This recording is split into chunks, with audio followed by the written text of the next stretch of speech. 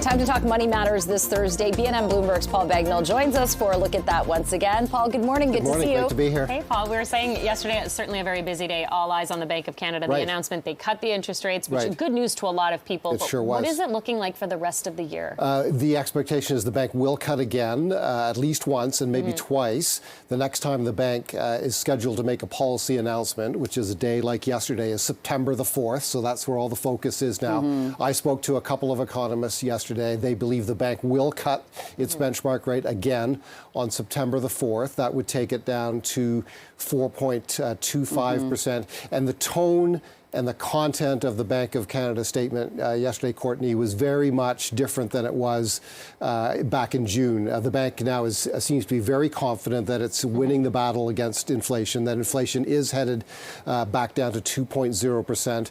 And it's more concerned now about spurring growth in Canada, economic growth. It's worried about slowing economic growth. So it's like a pendulum that swings one way and then it swings another. Inflation is the result of an overheated economy. Now that inflation is receding, the bank wants to spur economic growth, to encourage economic growth, and lowering rates is a way it can do that. And so economists are pretty confident that on September the 4th, the bank will cut its rate again. Yeah, okay, such good news. We'll see if that can move the market or people, trying to get in on it. We have Leah Zlatkin from lowestrates.ca coming on this morning to talk mortgage rates. Meantime, Paul, Loblaw and its parent company, they've agreed to pay $500 million to settle a lawsuit over bread price fixing. Right. Now, this is a story that that first emerged about 10 years ago. So it was a long time ago.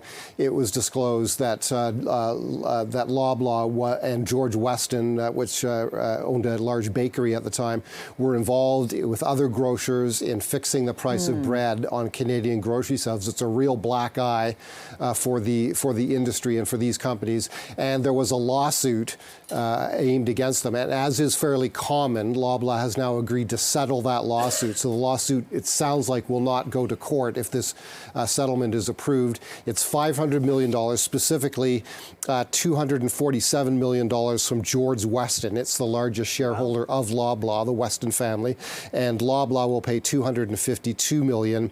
And earlier, you may recall that Loblaw circulated food cards to customers out of this. So there was $100 million already paid in food cards to customers. Loblaw did that years and years ago as a way of saying sorry. And the companies do apologize again today. It's a real, as I say, it's a black eye for the company for sure. For sure, yeah. They should give that $500 million to more food cards to more people today. I think we appreciate that.